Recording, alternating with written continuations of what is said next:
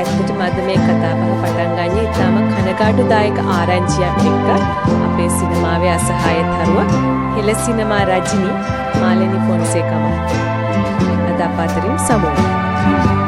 ඔව් ඒක ඇත්තටම මුළු රටේම විශේෂයෙන් කලා ලෝකයට දරා ගන්න අමාරු පාඩුවක්.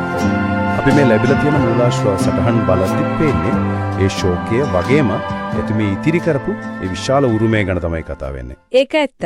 අපි උරුමය ගැන ඒ සලකුණු ගැන ටිකක් කතා කරමු. අපිට ලැබුණු තොරතුරු අනුව 1947 ඒප්‍රිල් 30 වෙනිදා කැලණියේ එකන තමයි උපත. වන්‍යාරච්චිගේ මාලනී සෙනෙහෙලතා ෆොන්සේකා. ඔව් පසුව අපි කවුරුත් දන්න මාලනී ෆොන්සේකා බවට පත් වුණා. 1943 වේදිකාවෙන්ලු නේද කලා ජීවිතේ පටන් අරන් තියෙන්නේ. ඔව් වේදිකාවෙන් තමයි ආරම්භය. නමුත් අර සිනමාවට එන්නේ 1968 පුංචි බබා චිත්‍රපටයෙන්. හරිම හරි. එතනින් පස්සේ තමයි ඒ කියන්නේ ඇත්තටම ඒ ගමන සම්පූර්ණයෙන් වෙනස් වෙන්නේ. වෙනස් වෙනා විතරක් නෙවෙයි හරිම ඉක්මනට 1973 වෙද්දිම ජනප්‍රියව නිලය සම්මානය දිනා ගන්නවා. ඒක තමයි විශේෂත්වය. කියන්නේ සිනමාවට ඇවිත් අවුරුදු 5ක් යන්නත් කලින් ඒ වගේ ජනප්‍රියත්වයක් එක්කම සම්මානයක් ලැබීම. ඒක අසාමාන්‍යයි ඒ කාලේ හැටියට. හැබැයි ඒක නිකම්ම ජනප්‍රිය රැල්ලක් නෙවෙයිනේ. ඒකම විශිෂ්ට රංගන හැකියාවකුත් තිබුණා. ඉලේ විචාරකයෝ පවා කියන්නේ.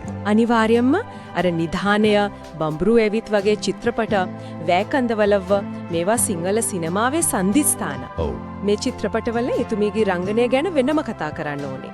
නිකම්ම රංගපෑමක් නෙවෙයි ඒ චරිතවලට පණ පොවනවා වගේ. ඒක ඇත්ත. නිධානය ගැන තිබුණු සටහනක මම දැක්කා.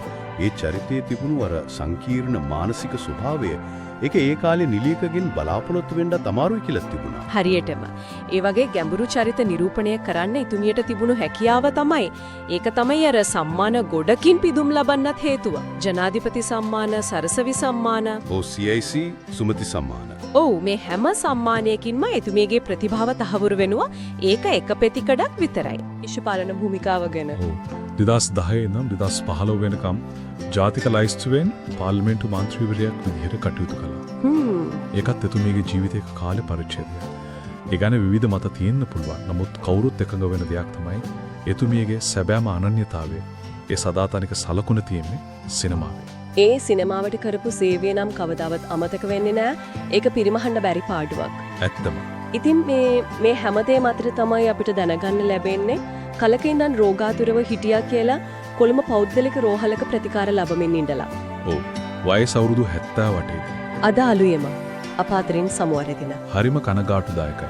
දෙහි පිළිබඳ අවසන් කටයුතු ගැන පසුව දැනුම් දෙනවා කියලා ආරංචි මාර්ග කියන්නේ. මේ වෙලාවේ ඇත්තටම හිතට එන ප්‍රශ්නයක් තමයි. මාලනී ෆොන්සේකා කියන්නේ ඒ නාමය, ඒ රංගන පෞරුෂය අනාගතයට මොන වගේ පණිවිඩයක් දෙන්න කියන එක. ඒක නිකම්ම චිත්‍රපට ලයිස්තුවක්වත් සම්මානයටතුවක්වත් නෙවෙයි නේද? ඊට වඩා ගැඹුරු දෙයක්. ප්‍රේක්ෂකයන්ගේ හිතවල රැඳුණු මතකයක්. ඒක තමයි භෞතිකව සමුගත්තත් කලාකාරුවෙක් විශේෂයෙන්ම මාලිනී ෆොන්සේකා වගේ යුගයක් නිර්මාණය කරපු කෙනෙක්. ඒ අය නිර්මාණ මැසේ සදාකාලිකව ජීවත් වෙනවා. ඔව් ඒක හැමම තමයි. ඉතින් එතුමියගේ ඒ අසමසම මතකයට ගෞරවය පුද කරමින් අපි අද මේ කතාබහ මෙතනින් නවත්තමු. සමහර විට මේ කතා කරපු දේවල් එතුමියගේ විශිෂ්ට නිර්මාණය ආයෙමත් බලන්න, ඒ ගැන තව ටිකක් හොයලා බලන්න කාට හරි පොඩි හරි පෙළඹවීමක් වෙයි කියලා හිතනවා. ඒකාන්තයෙන්